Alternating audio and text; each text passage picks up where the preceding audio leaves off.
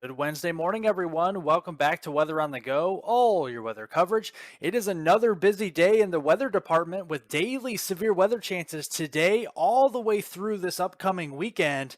And then we'll preview your Mother's Day forecast with temperature and precipitation trends, followed by a very active weather pattern as we go into late May with classic severe weather setups possible. We'll get into those details later on in today's video.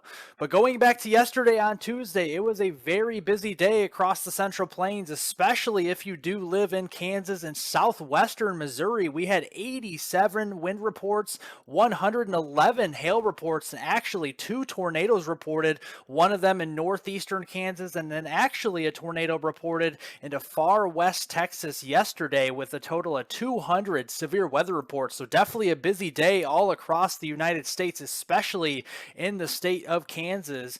And as we go through today, the vorticity will be moving across portions of the Rockies. So the leading edge of vorticity will be the lifting mechanism with this trough as we go through today and on your Thursday. As it turns negatively tilted across the Great Plains, this will lead to more severe storms. So the severe storm outlook from the Storm Prediction Center does look like this. If you live in the yellow shaded color, you are in a level 2 of 5, a slight risk for severe storms across eastern Wyoming, western South Dakota, down here into western Nebraska, eastern Colorado, western Kansas, and then down into the Oklahoma and Texas panhandle as we go through the day today. That pushes a little bit farther east, becomes a little bit more widespread on Thursday. So then we have the slight risk from southern and central South Dakota through much of Nebraska, Kansas, and down into north central Oklahoma, and a small area of a marginal risk down into south central Mississippi and southwestern Alabama on your Thursday.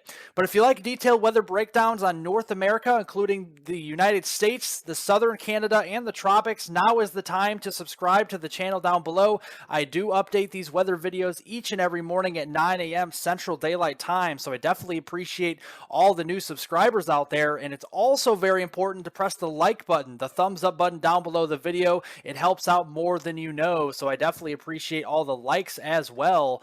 But going through today, the main mode of severe weather will be very large hail, especially if you live in this 15% hatched area for hail into northeastern Colorado, southeastern Wyoming, southwestern Nebraska, or extreme northwestern Kansas.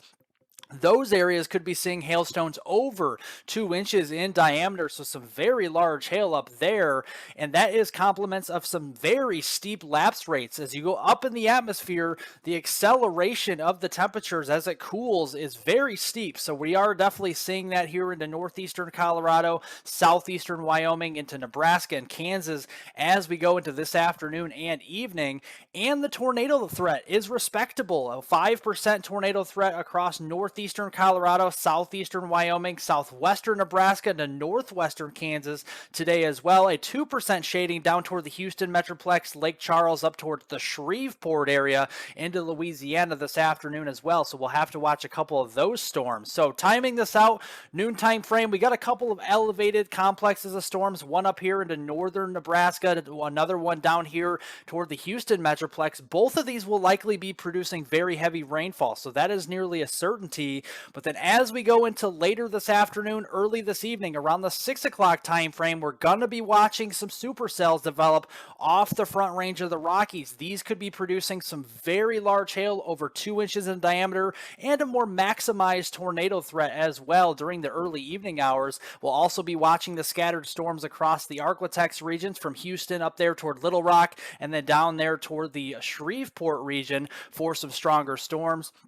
But as we go deeper into the evening toward the midnight time frame on your Thursday, more of a complex of storms develops here across the western Great Plains. This will transition to more of a heavy rain and damaging wind threat versus a very large hail and tornado threat like we had earlier on here in the evening. But then we still see the storms firing up across East Texas, northern Louisiana, into southern Arkansas through the midnight time frame. We'll watch these storms for damaging winds and hail. And then by the time we get to 6 a.m. on your Thursday morning overnight commute, we'll watch out for a couple of storms developing off the dry line here into the Texas Panhandle from Amarillo to Lubbock, and then down there in toward the Fort Stockton region. A couple hail producers there, mainly going up into the portions of the upper Midwest, into South Dakota, southern Minnesota, northwestern Iowa along the warm front. That's probably where we'll see more of some elevated hail producers as well on your Thursday morning.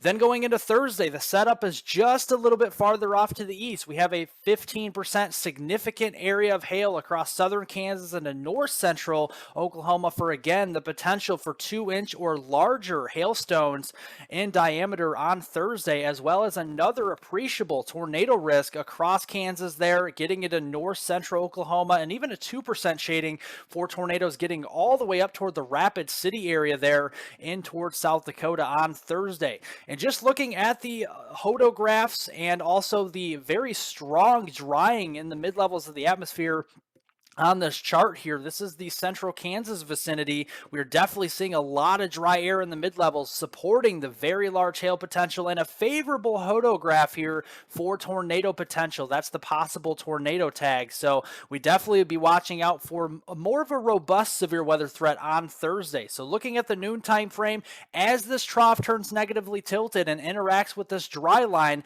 that is going to be game on for showers and storms across the Front Range. And we could be seeing some big hail, very strong winds, and a few tornadoes. We'll also be watching the storms down here toward the lower Missouri or lower Mississippi Valley as well. Then as we go into the 6 o'clock time frame on Thursday, this will develop more of a broken line of supercells from Nebraska down into Kansas and potentially as far south as the Oklahoma City and Norman area as well. We'll definitely be watching out for tornadoes. And then as we go well after dark toward the midnight time frame on Friday, I'm more concerned of a supercell threat down here into central Oklahoma from Norman up to the Oklahoma City metro area, Lawton, Fort Sill. Those areas will definitely have to keep a close eye on this, with a very strong instability reservoir and favorable shear in this environment for a couple of tornadoes well after dark toward the midnight time frame.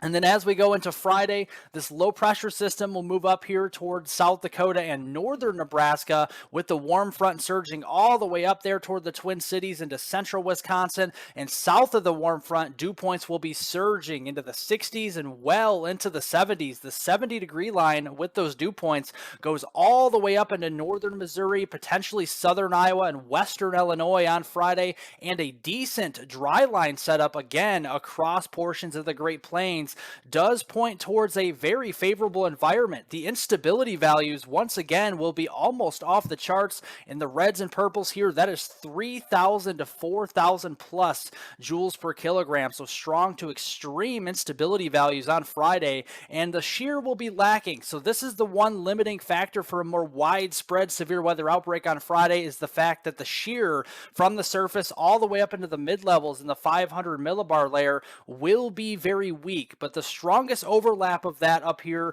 will be into Iowa across northern Illinois, and that's the very area where we have that slight to marginal risk up here from eastern Nebraska through much of Iowa, from the Omaha region to Des Moines to Cedar Rapids and Iowa City, with the marginal risk farther east there across Illinois and into Indiana. But we also have a slight risk farther south on Friday toward the Rio Grande Valley, with the marginal risk in between. So we'll definitely have to keep tabs on the severe weather threat on Friday, May 12th. So timing this out, by Friday evening, it looks like the warm front will reach the upper Mississippi Valley. A couple of hail producers up here. Other than that, the storm coverage will actually be very low Friday evening across most of the country. But going into Friday night, that changes a little bit. A little bit more of a low-level jet will start to organize some of these storms, maybe a complex of storms breaking out across the panhandle of Texas from Amarillo to Lubbock, Midland, and then down toward the Fort Stockton region. A couple of supercells firing up there into western Oklahoma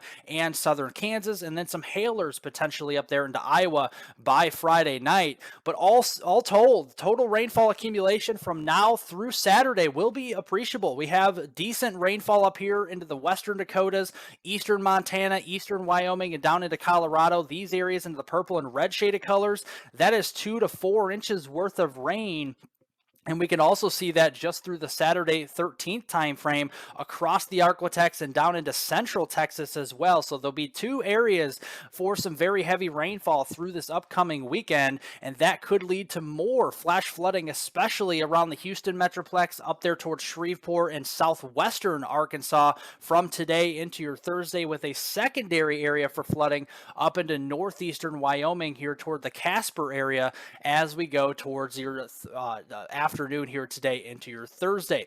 But then going into this upcoming weekend, we have some changes in store. So we do have that upper level ridge really starting to take off across the Canadian provinces in the northern United States. But you do notice some pressure falls down here across northern Mexico toward the Rio Grande Valley and the Texas Hill Country on Saturday and into Sunday underneath of that very strong upper level ridge that will take hold through Mother's Day weekend to the north. And by the way, temperatures will be well into the 80s going into Saturday, May 13th across the southeastern United States. A little bit of some rain cooled air up here across the northern plains, but hey, 60s, I won't complain about that on Saturday. But then as we go into Sunday, Mother's Day itself, the heat will be building across the southeast with drier conditions from the Carolinas back through Dixie Alley and also into Florida.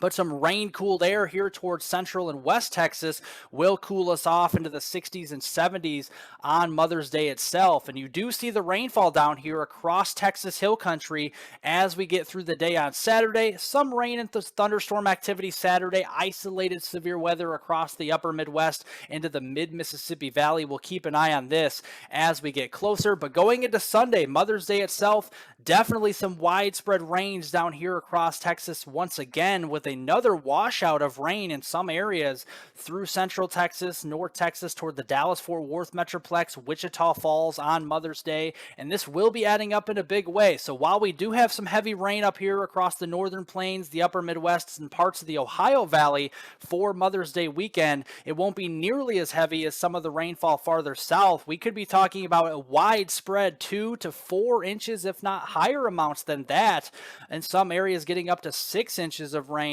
getting through your Mother's Day weekend. That is just in a 2-day period down here across the panhandle of Texas and toward the Rio Grande Valley, and it is needed. So we do need the rainfall, just not a lot of it all at once, especially with the dry ground. So definitely a lot of runoff with the rainfall, but we definitely need it. We have severe, extreme, and exceptional drought here. Hopefully we can get more rain up into Kansas, but definitely some beneficial news for western Oklahoma, the panhandle of Texas, and down toward the Rio Grande Valley going through this upcoming weekend.